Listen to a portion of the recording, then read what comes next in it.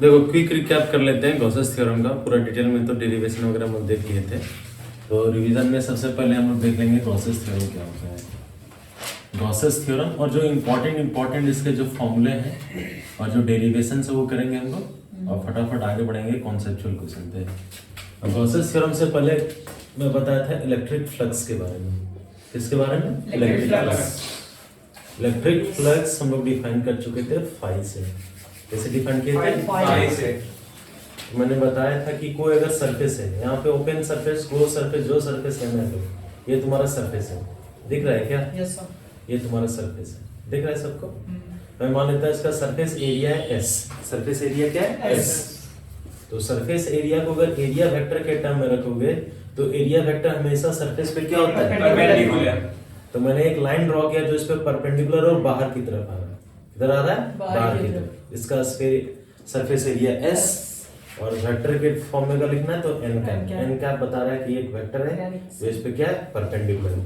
मान लेते हैं फील्ड लाइन, एक फील्ड लाइन इस सरफेस को क्रॉस करते हुए इससे पास कर रहा था। ये इलेक्ट्रिक फील्ड इंटेंसिटी है ई। इलेक्ट्रिक फील्ड इंटेंसिटी क्या है? ई। और ये दोनों के बीच का जो एंगल है वो कितना है? थीटा। कितना है? थीटा। मान लेते हैं इस सरफेस को, ये तुम्हारा सरफेस दिख रहा है ना, इसको जो तुम्हारा फील्ड लाइन से वो क्रॉस करके पास कर रहा है, तो ये डायरेक्शन में दिखाऊं इलेक्ट्रिक फील्ड इंटेंसिटी का एरिया वेक्टर में ऑलरेडी रिप्रेजेंट कर ही चुका हूं, और दोनों के बीच एंगल कितना है? थीटा। तो बताया था फ्लक्स जो होता है मैथमेटिकली हम लोग रिप्रेजेंट करते हैं E dot S. E dot S. अरे हाँ नहीं, इलेक्ट्रिक फील्ड इंटेंसिटी ई और सरफेस एरिया एस। यहाँ पे surface area S is equal to क्या है? उसका मैग्नीट्यूड एस और क्या है? N cap. अरे बोलो यार, इलेक्ट्रिक फील्ड आपको दिया रहेगा। अब गॉसेस थ्योरम जो है ना, गॉसेस थ्योरम बताता है किसी क्लोज सरफेस के थ्रू कितना फ्लक्स होगा। ठीक है, symmetrical surface, close symmetrical surface, जैसे हो गया स्फीयर, या फिर आप क्यूब ले लो, या आप ले लो क्यूबॉइड ले लो, या सिलेंडर ले लो। अरे हाँ नहीं, तो किसी भी क्लोज सरफेस के थ्रू कितना फ्लक्स होगा? तो गॉसेस थ्योरम कहता है कि किसी भी क्लोज सरफेस के थ्रू जो टोटल फ्लक्स होगा, फाई टोटल जो होगा वो होगा 1/एप्सिलॉन नॉट। 1/एप्सिलॉन नॉट इनटू क्यू इनक्लोज। उस सरफेस ने कितना चार्ज इनक्लोज किया है मल्टीप्लाइड विद 1/एप्सिलॉन नॉट, टोटल फ्लक्स बताएगा उस सरफेस के थ्रू। क्लियर है ना? कोई दिक्कत है? ये गॉसेस थ्योरम है। तो गॉसेस थ्योरम देखो, फ्लक्स के लिए मेरे पास दो फॉर्मूला आ गया। ये जो तुम्हारा फ्लक्स का फॉर्मूला है गॉसियन सरफेस के लिए 1/एप्सिलॉन नॉट इनटू क्यू इनक्लोज, ये हम लोग क्लोज सरफेस के लिए ही अप्लाई कर सकते हैं। किसके थ्रू? Close surface. और ये जो तुम्हारा फॉर्मूला है ई डॉट एस, वो किसी भी सरफेस, ओपन सरफेस के लिए भी अप्लाई कर सकते हो, क्लोज सरफेस के लिए भी अप्लाई कर सकते हो। जिस सरफेस के लिए तुमको अप्लाई करना है वो कर। हाँ नहीं, तो जैसे तुमको मर्जी, ये तुम्हारा फ्लक्स का फॉर्मूला है। बेसिकली फाई टोटल को अगर फाई से रिप्रेजेंट करते हो, कैसे रिप्रेजेंट करते हो? फाई से। तो ये हो जाएगा 1/एप्सिलॉन नॉट इनटू क्यू इनक्लोज। मान लेते हैं किसी क्लोज सरफेस के थ्रू टोटल फ्लक्स कितना है? 1/एप्सिलॉन नॉट इनटू क्यू इनक्लोज। और फ्लक्स का एक दूसरा फॉर्मूला बताएं, E dot S. E dot S, ये तुम्हारा रिलेशनशिप। इस दोनों फॉर्मूला का यूज करके कोई भी तुम फ्लक्स को निकाल सकते हो, किसी भी क्लोज सरफेस के थ्रू, या इलेक्ट्रिक फील्ड इंटेंसिटी निकाल सकते हो। तो ये गॉसेस थ्योरम बता रहा है। क्या बता रहा है? Gauss's theorem. अब गॉसेस थ्योरम को तुम इजीली प्रूव भी कर सकते हो। प्रूव हम लोग नहीं जाएंगे, हम लोग एक एक करके देखेंगे एप्लीकेशन। क्या देखेंगे? एप्लीकेशन। एप्लीकेशन गॉसेस थ्योरम का कौन कौन सा है?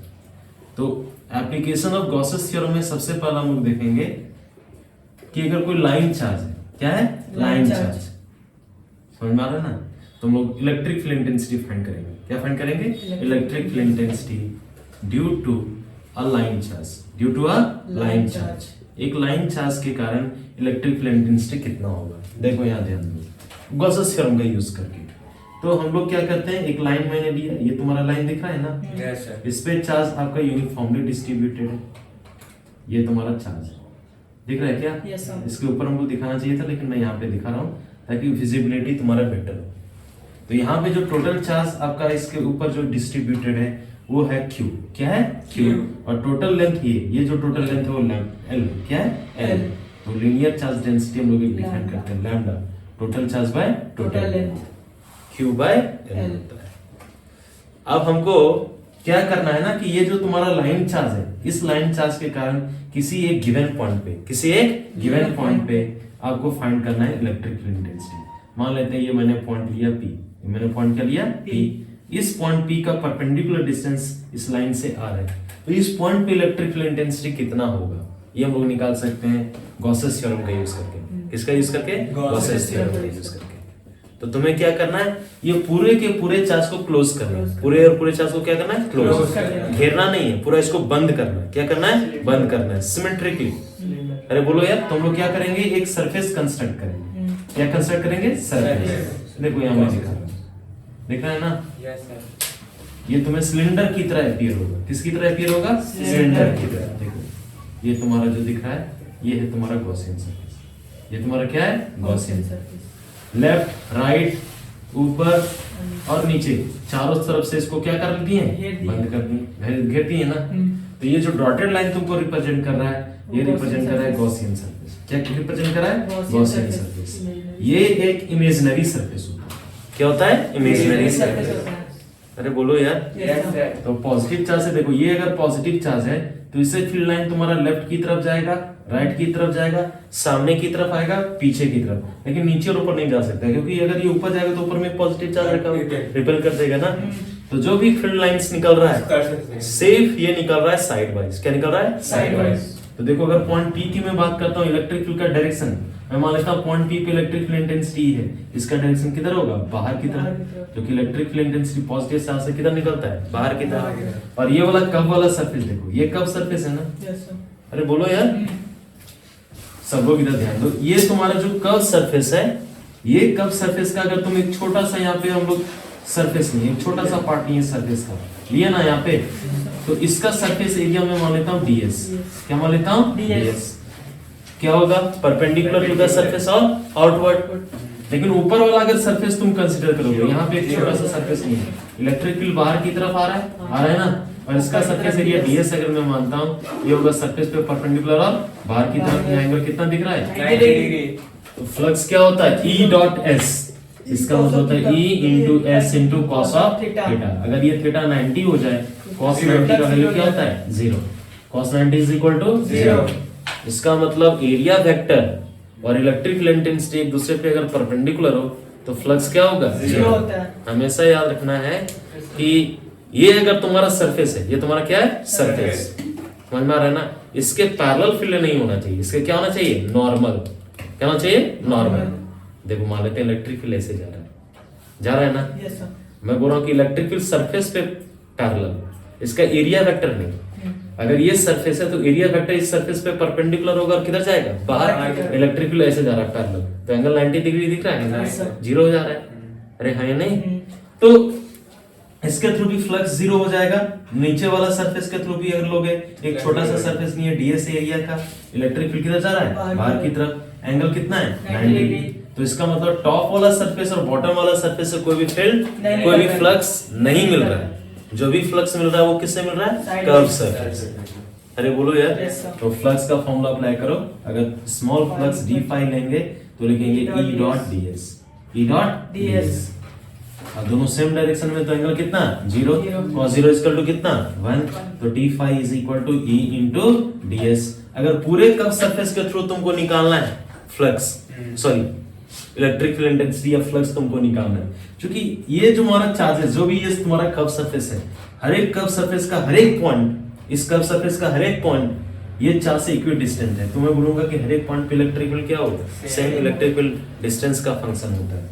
तो अगर इंटीग्रेट करेंगे इसको तो ये हो जाएगा integration d phi is equal to integration E into ds। d phi हो जाएगा 5, E बाहर आ जाएगा, ds का इंटीग्रेशन s, और कर्व सरफेस एरिया होता है 2 पाई r। ठीक है ना? तो हो जाएगा E इंटू रेडियस कितना है? r, 2 पाई r, और हाइट कितना माने थे? l, तो 2 पाई r। अरे बोलो यार। और according to Gauss's theorem flux कितना होता है? 1 by epsilon naught into q enclosed. इसमें हमने टोटल चार्ज कितना माना है? q। हो जाएगा q, और इसी ये दोनों इक्वेशन को इक्वेट कर दो तो E आ जाएगा 1 बाय 2 पाई इधर मल्टीप्लाई हो जाएगा 2 पाई r इनटू एप्सिलॉन नॉट। हाँ या नहीं? एप्सिलॉन नॉट पहले लिख देते हैं, q by r into l। q by l क्या होता है? लैम्डा। हो जाएगा 1/2 pi epsilon naught lambda by are.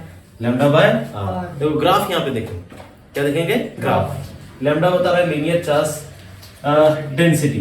तो अगर electric field versus E versus अगर लैम्डा तुम प्लॉट करो, डायरेक्टली प्रोपोर्शनल है ना? Yes sir. तो ये आपका स्ट्रेट लाइन है। अगर E versus R electric field density inversely proportional, जैसे अवे जाओगे तो ये आपका E वर्सेस अगर E को न्यूटन पर कॉलम में, इसका आपका चार्ज का होता है लीनियर चार्ज डेंसिटी चार्ज पर यूनिट लेंथ, अब कूलम पर मीटर होगा। अरे हाँ है ना? और अगर distance r as a function लोग ड्रॉ करें तो ये होगा। अरे हाँ नहीं, कंफ्यूज नहीं करना, ये r है। अगर इसी ग्राफ को हम लोग ड्रॉ करें E versus 1/r, 1/r, 1/r क्या है? Directly proportional. अरे 1/r ना, तो ये कैसे आएगा? स्ट्रेट। क्या आएगा? स्ट्रेट। तो ये ग्राफ को, अरे बोलो यार। इसमें नहीं, तुम लोग डेरिवेशन कर चुके, चीजों को समझो कि हम लोग करना कैसे है। बार बार दिमाग में बैठा, हमें ये यूनिवर्सल फॉर्मूला याद रखना। इसी तरह मैं एनालिसिस करूंगा, सिर्फ क्या करूंगा? एनालिसिस। अगर ये हो गया तो मैं बाकी का एनालिसिस करता हूँ, यहाँ पे ध्यान दो। उसके बाद हम लोग देखेंगे हॉलोस्फीयर के कारण। किसके कारण देखेंगे? हॉलोस्फीयर। फिर एनालाइज करने से hollow charge sphere, hollow charge sphere या थिन स्फेरिकल सेल बोल सकते हो। थिन स्फेरिकल सेल एकदम पतला वाला, अंदर में खाली, हॉलो चार्ज स्फीयर। जिसका स्फीयर पे सिर्फ चार्ज है। हाँ हाँ, जिसके सरफेस पे सिर्फ चार्ज है, अंदर में खाली है ना यार? Yes sir. अंदर में पूरा का पूरा खाली है। देखो सब लोग यहाँ ध्यान देगा, ये तुम्हारा हॉलोस्फीयर है। अगर तुम अलग अलग पॉइंट पे फाइंड करोगे, मान लेते हैं इसके सरफेस पे जो भी चार्ज दोगे इस पे, इसको अगर चार्ज करो इसके सरफेस पे सिर्फ रहेगा। क्या रहेगा? सरफेस पे। अरे बोलो यार। मैं अलग अलग पॉइंट पे तुम्हें बता रहा हूँ कि इलेक्ट्रिक फील्ड इंटेंसिटी कितना होगा, फिर हम लोग इसको याद रखना है। हाँ है ना? बोल। ये जो स्फीयर तुमने लिया उसका रेडियस है r। रेडियस कितना है? r, capital R। और टोटल चार्ज जो उसके सरफेस पे अपीयर है वो q है। क्या है? q, कैपिटल Q मान सकते हैं। Yes sir. एक पॉइंट मैंने लिया P बाहर है। P क्या है? बाहर। ये तुम्हारा डिस्टेंस r है। सेंटर से डिस्टेंस कितना है? r।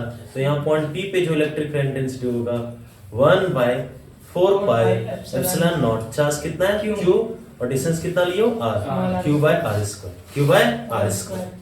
अगर यही वाला पॉइंट अंदर में चूज करोगे, कहां पे चूज करोगे? अंदर में, स्फीयर के अंदर में, तो यहाँ पे जो इलेक्ट्रिक फील्ड इंटेंसिटी होगा वो होगा 0। क्या होगा? 0। याद रखना है। हॉलो स्फीयर के अंदर इलेक्ट्रिक फील्ड क्या होता है? 0। प्रूव कर सकते हैं हम लोग, लेकिन अभी हम लोग इतना डिटेल में नहीं जाएंगे। जो टेक्निक में बताया था, गॉसियन सरफेस कंस्ट्रक्ट करना, निकालना है, तो यहाँ पे अगर इसी चीज को मैं यहाँ स्फीयर पे भी, ये पॉइंट P पे भी, अरे हाँ ना बोल, तो यहाँ पे जो इलेक्ट्रिक फील्ड इंटेंसिटी होगा 1/4 पाई एप्सिलॉन नॉट। चार्ज है Q और ये डिस्टेंस कितना है? Capital R, q/r²। तो अलग अलग पॉइंट पे, सेंटर पे भी 0 होगा। क्या होगा? सेंटर पे भी 0 होगा। अरे हाँ ये नहीं, तो सबसे पहले हम लोग देखते हैं इलेक्ट्रिक फील्ड इंटेंसिटी कितना होगा। इलेक्ट्रिक फील्ड इंटेंसिटी होगा 0 जब ये r का वैल्यू पॉइंट P को खींच के सेंटर पे लाओ, r का वैल्यू क्या हो जाएगा? 0, यानी सेंटर पे। अरे हाँ नहीं, इलेक्ट्रिक फील्ड अभी भी 0 होगा। क्या होगा? 0 होगा। अरे हाँ नहीं, ये आपका 0 से r और less than capital R, less than capital R, less than capital R मतलब सरफेस पे भी पहुंचे, सरफेस के अंदर, सेंटर से और स्फीयर के बीच में, सेंटर पे हो और सरफेस तक पहुंचो, उसको टच नहीं किया, इलेक्ट्रिक फील्ड क्या होगा? 0। नेक्स्ट है इलेक्ट्रिक फील्ड होगा 1/4 पाई एप्सिलॉन नॉट। चार्ज कितना? q/R²। जब r का वैल्यू किसके इक्वल हो जाए? r, सरफेस पे। कहां पे? सरफेस पे। ये आपका इंटरनल पॉइंट। कहां पे? Internal point. और लास्ट में हम लोग देखेंगे बाहर में। क्या देखेंगे? बाहर में। ये कांस्टेंट है, देखो 1/4 पाई एप्सिलॉन कांस्टेंट, q/r² भी क्या है? कांस्टेंट। स्फीयर का तो रेडियस कांस्टेंट है, बाकी बाहर में तुम कोई भी पॉइंट कहीं पे भी चूज कर सकते हो, नजदीक भी चूज कर सकते हो, दूर भी चूज कर सकते हो। तो स्मॉल r का वैल्यू क्या कर जाएगा? चेंज। तो आउटसाइड तुम्हारा जो है वो है 1/4 पाई एप्सिलॉन नॉट q/r², जहां पे स्मॉल r कैपिटल R से क्या हो गया? बड़ा हो गया, यानी पॉइंट P बाहर आ चुके हैं। Inversely proportional. क्या है? Inversely proportional. अगर इसको पूरे को ग्राफ को अगर तुम प्लॉट करना चाहो तो यहाँ पे ही हम लोग प्लॉट कर सकते हैं। देखो यहाँ ध्यान दो, इस ग्राफ बहुत इंपॉर्टेंट है। पहला वाला ग्राफ मैंने करके दिखाया था। इलेक्ट्रिक फील्ड इंटेंसिटी मैं ले लेता हूँ न्यूटन पर कॉलम, और ये तुम्हारा डिस्टेंस r, किसमें? मीटर में। तो r is equal to 0 centre पे, r इज इक्वल टू 0 कहां पे हो? सेंटर पे। अरे हाँ नहीं, r का अलग अलग वैल्यू लो, आर का कभी ना कभी वैल्यू रेडियस आर के इक्वल होगा ना, इधर आओगे तो रिटर्न। तो देखो अभी कम बताए थे r इज इक्वल टू 0 पे भी 0 है और e is equal to capital R पे भी क्या है 0। अगर तुम बोलो कि कैपिटल R पे जब R का वैल्यू कैपिटल R आ गया तो इलेक्ट्रिक फील्ड का कुछ वैल्यू मिल रहा है जी। Yes sir. देखो ये है इलेक्ट्रिक फील्ड का वैल्यू, ये है आपका E, ये आपका क्या है E 1/4 pi epsilon naught Q by R square. इसके पहले इलेक्ट्रिक फील्ड क्या है 0, इसके पहले क्या है 0 यानी यहीं से स्टार्ट है। अरे नहीं नहीं, उसके बाद ही इलेक्ट्रिक फील्ड, इसके बाहर इलेक्ट्रिक फील्ड मिल रहा है, इसके अंदर इलेक्ट्रिक फील्ड नहीं है। लेकिन आगे जैसे बढ़ रहे हो कम हो रहा है ना, डिक्रीजिंग है ना, तो यहाँ से अब क्या होगा, यहाँ पे मैक्सिमम मतलब सरफेस पे ही मैक्सिमम से स्टार्ट होगा, सरफेस पे ही क्या होगा मैक्सिमम, उसके बाद क्या स्टार्ट होगा घटना स्टार्ट होगा। तो ऐसे करके ग्राफ आएगा, अरे आएगा ना, ये हो जाएगा R greater than capital R और इधर जो आपको दिख रहा है वो है R less than capital R और ये है आपका R is equal to R। तो ये अब ग्राफ हो गया hollow charge sphere, hollow charge sphere, hollow charge sphere. कोई दिक्कत है क्या? एकदम आसान चीज है, इसको बहुत इजीली हम लोग कर सकते हैं, कोई दिमाग एक्स्ट्रा नहीं लगाना है इसमें। लगाना है क्या? हाँ या नहीं बोलो यार, ये रिवीजन है, थोड़ा सा अपने भी कॉपी करना है। अब हम लोग देखते हैं सॉलिड स्फीयर, क्या देखेंगे सॉलिड स्फीयर। तो फटाफट करेंगे सॉलिड स्फीयर को, यहाँ पे मैं करके दिखाता हूँ, यहाँ ध्यान दो सर। सॉलिड स्फीयर में ड्रॉ करके भी दिखाऊंगा भी, ठीक है। तो डेरिवेशन बहुत ही लेस इंपॉर्टेंट है, याद रखना, इसके जो एनालिसिस है वो याद रखने हैं, ऐसा नहीं कि बस जम कर जाना है, ग्राफ वगैरह तुम दिमाग में रखना है। तो हम लोग लास्ट में हम लोग देखते हैं, मतलब 2 को बचा हुआ है, हम लोग देखते हैं सॉलिड स्फीयर। क्या देखेंगे? Solid sphere. देखो सॉलिड स्फीयर के कारण क्या होगा, या स्फेरिकल सेल लिखा रहेगा एग्जाम में, सॉलिड स्फीयर, ये आपका थिन स्फीयर है, ये सॉलिड स्फीयर। तो ये तुम्हारा सॉलिड स्फीयर है, चार्ज स्फीयर। क्या है? चार्ज। देखो ये पूरे इसके एंटायर वॉल्यूम में चार्ज रहेगा, इसके तरह अंदर में खाली थोड़े था कि चार्ज हवा में लटक रहा है, यहाँ पे पूरा का पूरा एंटायर वॉल्यूम है, मटेरियल बॉडी है ना, तो चार्ज बॉडी मतलब मास भी रहेगा, अरे रहेगा ना, मास और चार्ज। देखो ये कंप्लीटली चार्ज्ड, ये क्या है? Completely charge. ये इसका सेंटर है, ये इसका क्या है? सेंटर। और इसका रेडियस मैं मान लेता हूँ कैपिटल R। रेडियस क्या मान लेता हूँ? Capital R। यहीं से मान लेता हूँ, ये आपका रेडियस कैपिटल R, ये आपका रेडियस क्या है? Capital R। अरे बोलो यार, इसका सबसे पहले हम लोग चार्ज पर यूनिट वॉल्यूम डिफाइन करेंगे। क्या डिफाइन करेंगे? चार्ज पर यूनिट रो। टोटल चार्ज कितना मान लें? Q, और इसका वॉल्यूम कितना है? 4/3 पाई R। अरे बोलो यार, तो सबसे पहले यहाँ ध्यान देना है कि अलग अलग पॉइंट पे हम लोग कैसे इलेक्ट्रिक फील्ड निकालेंगे। ये बाहर में आ गया, ये पॉइंट पी लिए है ना, सेंटर से इस पॉइंट का डिस्टेंस मैं मान लेता हूँ स्मॉल। कितना है? स्मॉल।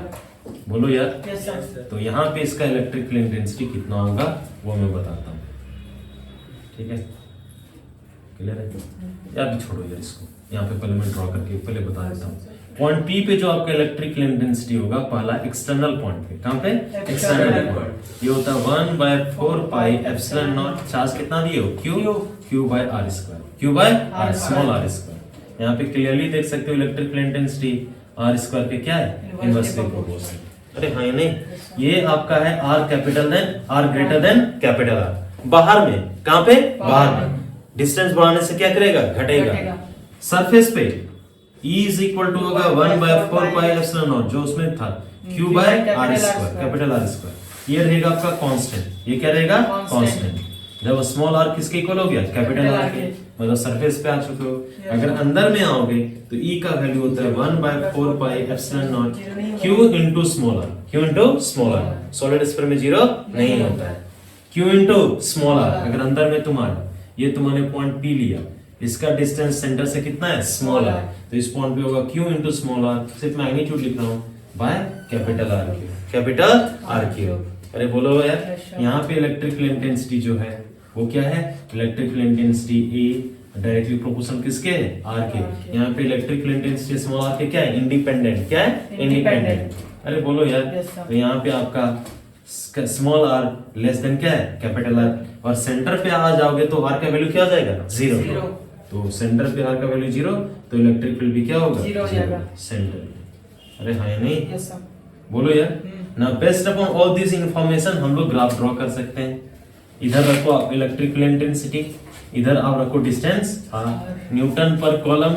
डिस्टेंस किस में रखो? मीटर में। तो सेंटर पे तो जीरो, सेंटर पे क्या? जीरो। ये आपका r इज इक्वल टू क्या होता है? जीरो। ये बता r इज इक्वल टू क्या होता है? Capital R। उसके बाद आओगे तो सेंटर से अब स्फीयर से बाहर, तो सेंटर पे जीरो है लेकिन अंदर में इलेक्ट्रिक फील्ड जीरो नहीं है। क्या है? Directly proportional. मतलब स्ट्रेट लाइन। तो यहाँ पे तो जीरो होगा लेकिन उसके बाद क्या होगा? r बढ़ाने से सीधा जाएगा। अरे बोलो यार। Yes sir. और r is equal to capital R पे कुछ वैल्यू आएगा ना, ये आएगा 1/4 pi epsilon naught q by r square. तो ये धीरे धीरे क्या कर रहा है? बढ़ रहा है। सेंटर पे आके क्या हो जाएगा? फिक्स। उसके बाद सेंटर के बाहर क्या रहा है? घट रहा है। अरे हाँ या नहीं? Yes sir. यहाँ पे एक छोटा सा ऐसे करके ऐड हो जाएगा स्ट्रिंग। अरे बोलो यार, क्योंकि यहाँ पे अंदर में भी रहता है। अरे नहीं, इलेक्ट्रिक फील्ड रहता है। क्लियर है क्या? ये तुम्हारा हो गया चार्ज स्फीयर। क्या हो गया? सॉलिड में रहता है। सॉलिड में रहता है, हॉलो में नहीं रहता है। समझ में आ रहा है ना? कोई दिक्कत है क्या? अब हम लोग देखेंगे यहाँ पे, हम लोग लास्ट वाला जो होता है वो होता है प्लेन सीट ऑफ चार्ज। क्या होता है? प्लेन सीट ऑफ चार्ज, एकदम इनफाइनाइट प्लेन। ये प्लेन दिख रहा है, प्लेन सरफेस। तो इसमें सरफेस चार्ज डेंसिटी जो होता है वो होता है surface charge density. Charge density जो होता है वो क्या होता है? Surface charge, total charge by total area. तो किसी एक गिवन पॉइंट पे डिस्टेंस के इंडिपेंडेंट होता है। क्या होता है? इंडिपेंडेंट। ये आपका डायरेक्टली होगा sigma bye 2 epsilon not. Sigma bye 2 epsilon. अगर ये थीन है, क्या है? थीन, पतला सा एक पन्नी है, प्लेन है, इनफाइनाइट सीट है, तो इलेक्ट्रिक फील्ड इंटेंसिटी कितना होगा? Sigma bye 2 epsilon. Sigma bye 2 epsilon. कोई दिक्कत है क्या? तो ये था पूरा का पूरा गॉसेस थ्योरम। क्या था? Gauss's theorem. पूरा का पूरा मैंने गॉसेस थ्योरम को ध्यान में कर दिया। टॉर्क हम लोग देखेंगे। क्या देखेंगे? टॉर्क। डायपोल पे कितना लगता है टॉर्क यूनिफॉर्म इलेक्ट्रिक फील्ड में। सबसे पहले देख लेना है, समझ लेना है, तुरंत फटाफट कर देंगे। ये तुम्हारा दिख रहा है ना, एकदम समझो कि लाइफ में इससे इजी डेरिवेशन कुछ नहीं। ये पैरेलल जो लाइंस हैं वो यूनिफॉर्म इलेक्ट्रिक फील्ड को रिप्रेजेंट करें। किसको रिप्रेजेंट करें? Uniform electric field. क्लियर है? अब यहाँ पे बाहर से ला के रखें। अगर किसी के इलेक्ट्रिक फील्ड में चार्ज को ला के रखोगे तो चार्ज क्या एक्सपीरियंस करता है? फोर्स। तो फोर्स का मैग्नीट्यूड और डायरेक्शन। तो अभी हम लोग देखेंगे दो चार्ज को लाएंगे। क्या लाएंगे? दो चार्ज। एक सिस्टम को ला रहे हैं जिसमें कितने चार्जेस हैं? दो। एक नेगेटिव और दूसरा पॉजिटिव। मैं मान लेता हूँ ये तुम्हारे दो चार्ज हैं। सब लोग देखो, ये आपका माइनस क्यू, ये आपका क्या है? माइनस क्यू, हाँ है ना? और ये आपका है प्लस क्यू, ये आपका क्या है? Plus Q.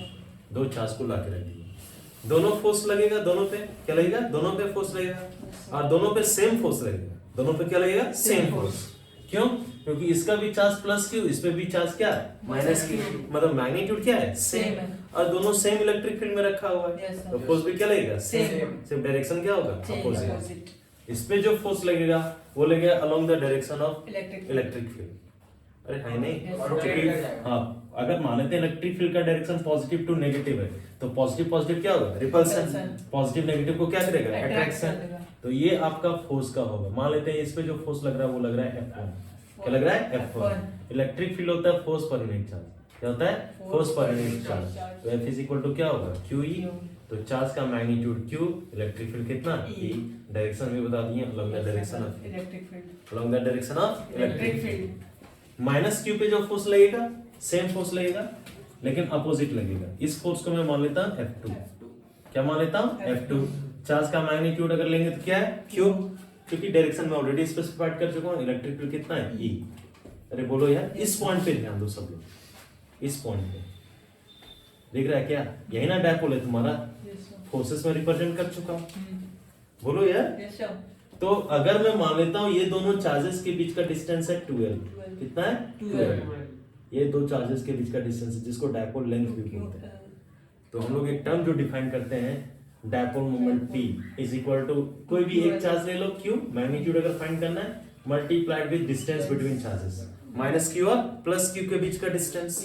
तो Q इंटू 2L, ये वेक्टर क्वांटिटी, ये तो मैग्नीट्यूड बता रहा है। इसका जो डायरेक्शन होता है वो होता है negative to positive charge. Negative to positive. Electric field का होता है पॉजिटिव टू नेगेटिव। तो नेगेटिव चार्ज ये है तुम्हारा पॉजिटिव चार्ज। तो ये किसका डायरेक्शन बताएगा? डायपोल मोमेंट P का। डायपोल मोमेंट P का। ये किसका डायरेक्शन है? इलेक्ट्रिक फील्ड का। दोनों के बीच कुछ एंगल बनता हुआ दिख रहा है ना? अरे बोलो यार, यस सर। अरे बोलो। तो theta is the angle between dipole moment and electric field intensity. मैं यहाँ पे इसको डायग्राम को ड्रॉ कर रहा हूँ। देखो एक फोर्स तुम्हारा इधर लग रहा है जो कि है तुम्हारा F1, ये आपका Q इंटू ई है, Q इंटू ई। और दूसरे पे चार्ज पे जो फोर्स लग रहा है वो इधर ध्यान दो पीछे की तरफ है, ये आपका क्या है F2। हाँ F2 इज इक्वल टू कितना है Q इंटू ई। ये दोनों का लाइन ऑफ एक्शन है, जिस लाइन के अलॉन्ग ये दोनों फोर्स लग रहा है, देखो डॉटेड लाइन से मैं रिप्रेजेंट कर रहा हूँ, है नहीं? इसका भी लाइन ऑफ एक्शन देख लो, ये इसका लाइन ऑफ एक्शन है, line along which the force is acting. अरे बोलो यार, ये दोनों लेंथ कितना था 12, कितना था 12। अब क्लियरली इस सिस्टम में अगर देखोगे तो देखोगे कि तुम्हारे पास दो फोर्स है। कितना फोर्स है? दो फोर्स। F1 दूसरा फोर्स क्या है F2, दोनों का मैग्नीट्यूड क्या है सेम, क्या है सेम, सिर्फ डायरेक्शन क्या है अपोजिट। और लाइन ऑफ एक्शन भी दोनों का क्या है अलग अलग है, अलग है। हाँ देखो ना, इसका लाइन इस लाइन पे लग रहा है, ऊपर वाला लाइन देखो और ये नीचे, तो ये बनाएगा कपल। क्या बनाएगा? कपल। तो मोमेंट ऑफ कपल निकालेंगे, क्या निकालेंगे? Moment of couple. डायरेक्ट में निकाल देता हूँ, moment of couple, moment of couple, जिसको हम लोग टॉर्क भी बोलते हैं। क्या बोलते हैं? टॉर्क। मोमेंट ऑफ कपल को क्या बोलते हैं? टॉर्क। तो यहाँ पे याद रखना है, कोई भी एक फोर्स को लेना है। क्या लिखना है? कोई भी फोर्स ले लो। क्लियर है ना? तो आप लेना है मैग्नीट्यूड, अगर हम लोग टॉर्क का निकाल रहे हैं मोमेंट ऑफ का मैग्नीट्यूड ऑफ आइदर फोर्स, कोई भी एक फोर्स का मैग्नीट्यूड ले लो, multiplied with perpendicular distance, multiplied with perpendicular distance between them, between them, दोनों के बीच का परपेंडिकुलर डिस्टेंस। अरे बोलो यार, दूसरे तरीके से भी मैं फाइंड कर सकता हूँ, लेकिन ये तुम्हारे लिए आसान रहेगा। देखो यहाँ ध्यान दो, अगर ये एंगल थीटा है तो ये वाला एंगल कितना होगा? थीटा। अरे बोलो यार, ये वाला यहाँ डायग्राम में देखना है, ये आपका तुम्हारा डायपोल मोमेंट का डायरेक्शन, ये तुम्हारा इलेक्ट्रिक फील्ड का डायरेक्शन। ये वाला एंगल कितना है? ये थीटा है, तो ये भी क्या होगा? थीटा। ये एंगल तुमको कितना दिख रहा है? थीटा। तुम क्लियरली देखो, फोर्स का तो मैग्नीट्यूड तुमको मालूम है कितना है, Q इंटू ई, और दोनों के बीच का परपेंडिकुलर, ये तो परपेंडिकुलर डिस्टेंस दोनों तो दिख नहीं रहा है, दिख रहा है क्या? परपेंडिकुलर डिस्टेंस ये होना एक दूसरे पे परपेंडिकुलर, या तो ये डिस्टेंस लो, अरे बोलो यार, या तो ये डिस्टेंस लो, अरे बोलो यार, ये दोनों फोर्स के बीच, क्योंकि F1 इस डायरेक्शन में लग रहा है, ये F2 इस डायरेक्शन में लग रहा है, यही जो डिस्टेंस है दोनों के बीच का क्या है? परपेंडिकुलर डिस्टेंस है, है ना? यही जो डिस्टेंस है ये दोनों फोर्स के बीच का क्या है? Perpendicular distance. ये तुम्हारा 12 है, कितना है? 12।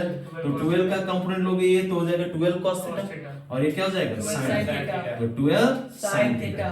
तो जो डायपोल मोमेंट है वो है 12 sin थीटा। ये आपका मोमेंट ऑफ कपल आ गया, टॉर्क जिसको बोलते हैं। अरे है नहीं? अब देखो Q into 12, Q into 12, Q into 12, आपका P हो जाएगा P E sin थीटा। तो आपका टॉर्क का वैल्यू हो जाएगा P क्रॉस E, क्योंकि दोनों वेक्टर पॉइंटेड है, वेक्टर। इसके बाद तुमको एनालाइज कर लेना, क्या कर लेना? एनालाइज। कब? अलग अलग एंगल थीटा पे क्या टॉर्क लगेगा, वर्क डन भी देख लेंगे। क्या देख लेंगे? Work done. क्लियर है ना? कितना वर्क डन करेगा। तो यहाँ ध्यान दो, सबसे पहले हम लोग SHM के बारे में भी बात कर सकते हैं। देखो यहाँ ध्यान दो, हाँ मैं मान लेता हूँ ये इलेक्ट्रिक फील्ड है, ये तुम्हारा क्या है? Electric field. देखो यहाँ ध्यान दो, ये इलेक्ट्रिक फील्ड का डायरेक्शन, ये तुम्हारा क्या है? इलेक्ट्रिक फील्ड का डायरेक्शन। और एक डायपोल रखा हुआ है, डायपोल कुछ इस तरह रखा हुआ है, ये इसका डायपोल मोमेंट का डायरेक्शन, ये किसका डायरेक्शन है? Dipole moment. और दोनों के बीच एंगल क्या है? थीटा। क्या है? थीटा। देखा ही नहीं, इतना एंगल पे लाके रख दोगे तो टॉर्क लग रहा है, कितना लग रहा है? P E sin theta, P sin theta. ये रोटेट करना स्टार्ट कर देगा, क्या करना स्टार्ट कर देगा? रोटेट करना स्टार्ट कर देगा। हाँ नहीं, रोटेशन हम लोग फाइंड कर सकते हैं। इसका रोटेशन जो होगा वो होगा एंटी क्लॉकवाइज। क्या होगा? Anti clockwise. देखो ना, इधर ध्यान दो, हाँ सिंपल देखो, अगर ये वाला पॉइंट को हम लोग इधर खींचेंगे, इधर खींचेंगे ना, इधर खींचेंगे, देखे मान लेते, देखो करके दिखाते हैं। देखो ऐसे करके ये लाइन है ना, अरे बोलो यार, और इस लाइन को खींच रहा है ना, ऐसे धक्का, अरे इधर से पकड़ के खींच रहा है ना, जब हल्का सा खींचोगे तो ऐसे घूम जा रहा है, और ये वाला पॉइंट को ऐसे इधर खींच रहा है ना। देखो रोटेशन कैसा हो रहा है? Anti clockwise. कैसे? क्लॉकवाइज हो रहा है, क्लॉकवाइज। नहीं देखो यहाँ देखो ये वाला ऐसे लाइन रखा हुआ है ना, और देखो फोर्स एक ऊपर से लग रहा है, एक आदमी मान ले तो ऊपर से पकड़ के अपनी तरफ खींच रहा है, ये इधर खींच रहा है। अरे हाँ या नहीं? देखो यहाँ से अगर यहीं पे तुम धक्का दोगे, अगर ऊपर से खींचेगा तो क्लॉक होगा, नीचे से खींचेगा तो एंटी क्लॉक हो जाएगा। नहीं इलेक्ट्रिक फील्ड इधर से आ रहा है, दोनों क्लॉकवाइज ही होगा। जैसे ये ऊपर वाला खींच रहे हैं, देखो ऐसे करके लगा रहा है, देखो ऐसे ऐसे घूम रहा है ना ये, और नीचे वाला भी देखो क्लॉकवाइज, क्या है क्लॉकवाइज प्रोड्यूस हो रहा है। लेकिन मैं मान रहा हूं कि अगर मैं इसको ऐसे करके रखूं, देखो यहां ध्यान दो, अगर मान लेते हैं इलेक्ट्रिक फील्ड और डायपोल को भी इसी डायरेक्शन में रख देता हूं, ये डायपोल मोमेंट का डायरेक्शन है P, दोनों के बीच एंगल कितना है 0 डिग्री, पैरेलल रखा हुआ है ना, बोलो यार, यस सर। दोनों क्या रखा हुआ है पैरेलल, तो एंगल कितना है 0 डिग्री, और अगर एंगल 0 डिग्री हो जाता है sin 0 इक्वल टू 0, कोई भी टॉर्क इस पे नहीं लगेगा, मतलब ये रोटेट नहीं करेगा। अरे हाँ नहीं, चलो इसको रोटेट करवाएंगे, क्या करेंगे रोटेट। तो ये जो आपका इस पे कोई भी टॉर्क नहीं लग रहा है तो उसको बोलते हैं रोटेशनल इक्विलिब्रियम। क्या बोलते हैं रोटेशनल इक्विलिब्रियम। हाँ नहीं, अगर नेट टॉर्क 0 है तो रोटेशनल, अगर नेट फोर्स 0 है तो ट्रांसलेशनल, हालांकि कोई चेंज नहीं आएगा, लेकिन इस पोजीशन को हम लोग डिस्टर्ब करेंगे। तो ये पोजीशन जो है आपका डायपोल को, उसको हम लोग बोलते हैं इक्विलिब्रियम पोजीशन। क्या बोलते हैं इक्विलिब्रियम पोजीशन। अब इसके पोजीशन को डिस्टर्ब करो, इसके पोजीशन को क्या करो डिस्टर्ब, थोड़ा सा एंगल थीटा, थोड़ा एंगल क्या दो थीटा, इसको रोटेट करा। तो चलो मैं रोटेट करा दिया इसको एंगल थीटा से, ऐसे करके रोटेट करा है। अरे हाँ या नहीं, वेरी स्मॉल डिफ्लेक्शन दिए थीटा। अरे बोलो यार, और अगर मैं मान लेता हूं पहले ऐसे करके रखा हुआ था डायपोल, यहां ध्यान दो, और इसको मैंने थोड़ा एंगल थीटा देके छोड़ दिया, अब इस पर टॉर्क लगेगा, क्या लगेगा टॉर्क, और टॉर्क के कारण क्या कर जाएगा ये नीचे की तरफ, बताएं क्लॉकवाइज आएगा। बोलो यार, ये भी ऐसे था ना, लाके छोड़ दोगे थीटा, तुम खुद डिस्टर्ब कियो और लाके छोड़ दियो, इस पर टॉर्क लगेगा, क्या लगेगा टॉर्क, और ये ऐसे आना चाहेगा, आएगा ना क्लॉकवाइज, लेकिन यहीं पे आके नहीं रुकेगा, क्योंकि ये मोमेंटम गेन कर चुका है। क्या गेन कर चुका है मोमेंटम, तो इस पोजीशन को ओवरशूट कर जाएगा, इस पोजीशन को क्या कर जाएगा ओवरशूट, और ये नीचे आ जाएगा, किधर आ जाएगा नीचे। अरे है नहीं, और ये जब नीचे आएगा उतना ही एंगल थीटा पे, कितना एंगल थीटा पे, फिर से इस पर टॉर्क लगेगा, क्या लगेगा टॉर्क, क्योंकि जब ऊपर था तो टॉर्क नीचे की तरफ लग रहा था, किधर लग रहा था नीचे की तरफ रोटेशन हो रहा था, और जब नीचे आएगा तो किधर लगेगा ऊपर की तरफ। अरे बोलो यार, फिर ऊपर की तरफ जाएगा, इस पोजीशन पे आएगा तो फिर ओवरशूट कर, ऊपर जाएगा फिर नीचे। अरे है नहीं, तो इस पोजीशन के अबाउट एक बार ये किधर जा रहा है ऊपर, एक बार क्या जा रहा है नीचे, तो टू एंड फ्रो मोशन हो रहा है, क्या हो रहा है to and fro, oscillatory motion, क्या है ऑसिलेटरी, एक बार ऊपर एक बार नीचे, है नहीं। अरे बोलो यार, लेकिन हमको प्रूव करना है कि ये एसएचएम करेगा, क्या करेगा एसएचएम। सबसे पहले देखो, हम लोग अगर ऊपर की तरफ लगा रहे थे थीटा, देखो डिफ्लेक्शन किधर दे रहे थे थीटा ऊपर की तरफ, टॉर्क किधर लग रहा था नीचे।